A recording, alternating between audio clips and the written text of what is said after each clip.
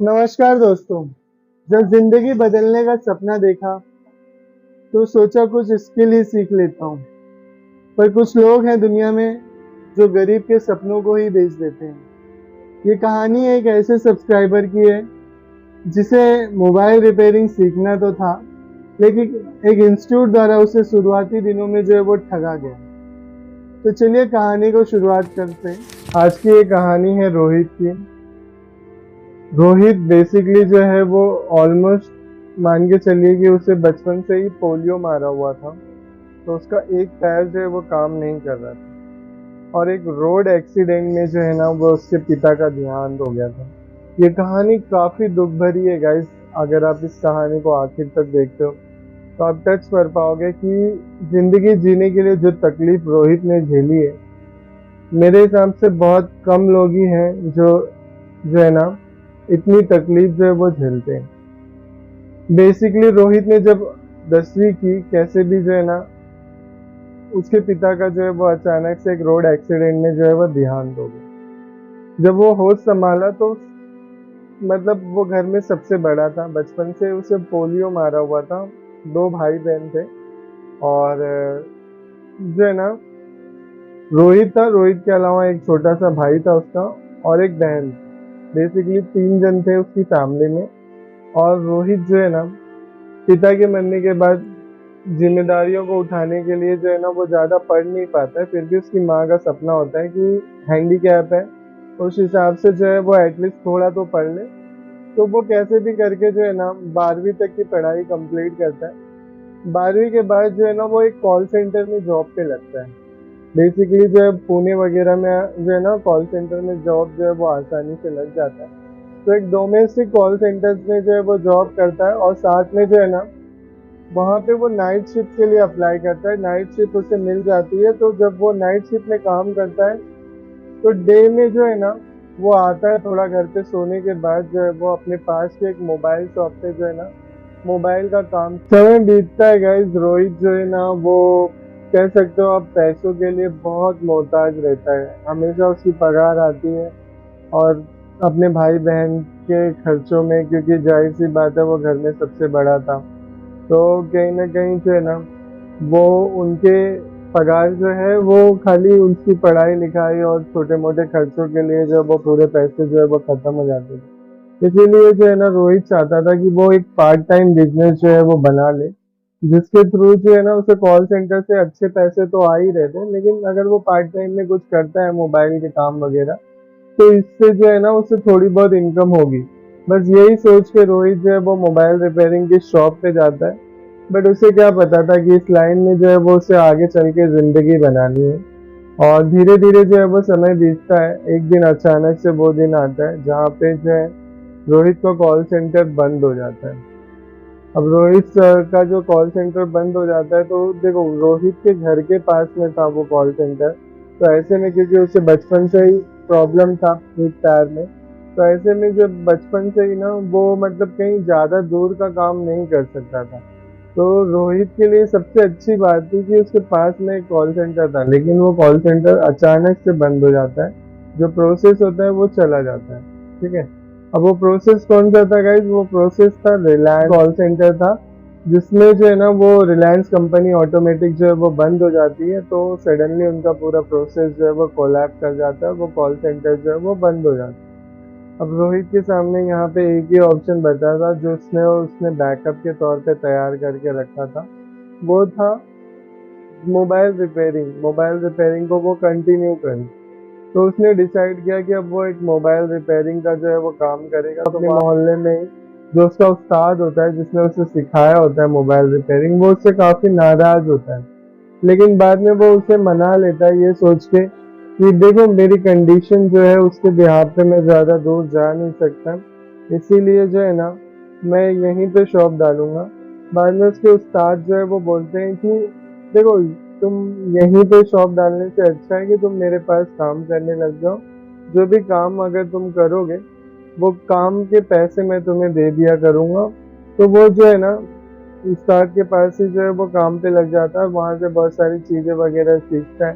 धीरे धीरे जो है वो उसके उस्ताद ही उस एरिया से निकल के दूसरे एरिया में दुकान डालते हैं और रोहित जो है वो उसी एरिया में रह जाता है, वहाँ पे वो काम वगैरह करता है। और ऑनलाइन जो है ना यूट्यूब पे वगैरह पे वीडियोस वगैरह देख के धीरे धीरे चीज़ों को समझता है, एक एनालिसिस करता है। देखो, हालातों से मारा हुआ इंसान जो होता है ना, वो चीज़ों को बहुत जल्दी कैप्चर करता है। रोहित की कहानी में दर्द है। रोहित ने जो तकलीफें मैं आपको वर्ड्स में बता रहा हूँ, वो फील की है उसने। वो एक एक रुपए को जोड़ता था। उसका कहना था कि आकाश भाई, मैं 10 रुपए बचाने के लिए जो है ना, इस कंडीशन में भी पैदल चलता था। भले से 500 मीटर 1000 मीटर ही चलना होता था, लेकिन बात ये होती थी कि वो मेरे लिए तो बड़ी बात थी, क्योंकि उसके एक पैर में प्रॉब्लम थी, तो वो लकड़ी लेके जो है वो चलता था। तो ऐसे में जो है ना, उसने काफी कुछ सहा था। धीरे धीरे अब उसका भाई भी बड़ा हो चुका था, और वो भी चीज़ों को समझने लगा था, लेकिन कहीं ना कहीं उसके कॉलेज वगैरह के खर्चे बढ़ चुके थे। बहन जो है वो बड़ी हो चुकी थी, तो उसके भी कॉलेज के खर्चे बढ़ गए थे।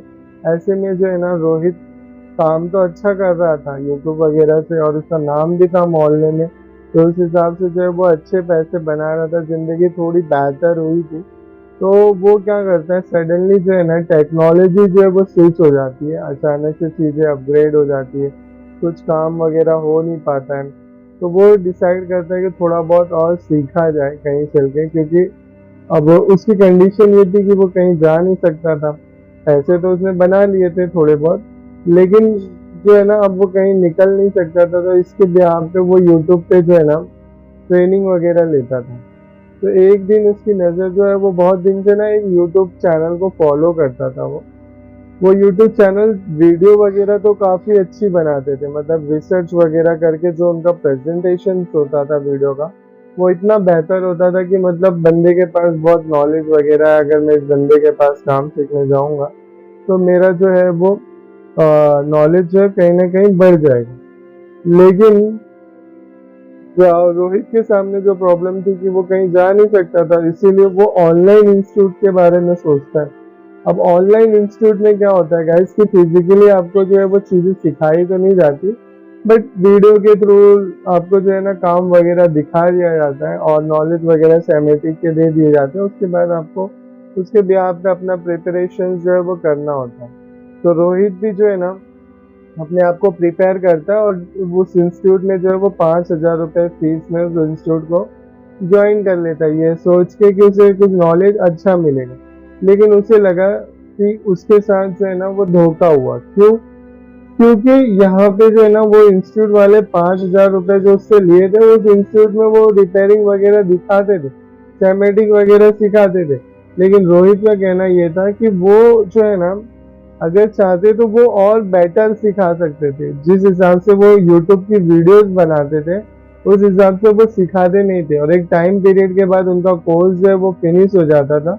उसके बाद वो ये ज्वाइन करते टाइम ये बोलते थे कि लाइफ टाइम आपको जो है ना, वो कोई भी क्वेश्चन आंसर्स होंगे तो उसका सोल्यूशन आपको दिया जाएगा।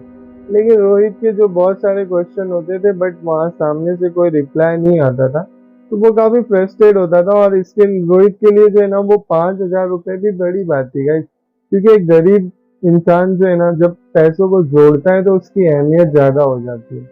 तो ऐसे में जो है ना, उसने जोड़ जोड़ के अपने घर के खर्चे चला चला के उसके बाद धीरे धीरे पैसे जमा किए थे, जो उसे काफी तकलीफ हुई।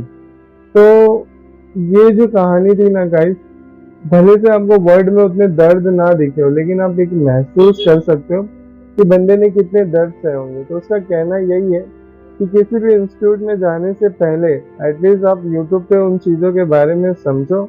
अगर आप बहुत रिक्वायरमेंट हो तो आप ट्रेनिंग लेने जाओ, अदरवाइज यूट्यूब पे सारी चीज़ें फ्री ऑफ कॉस्ट में पड़ी है।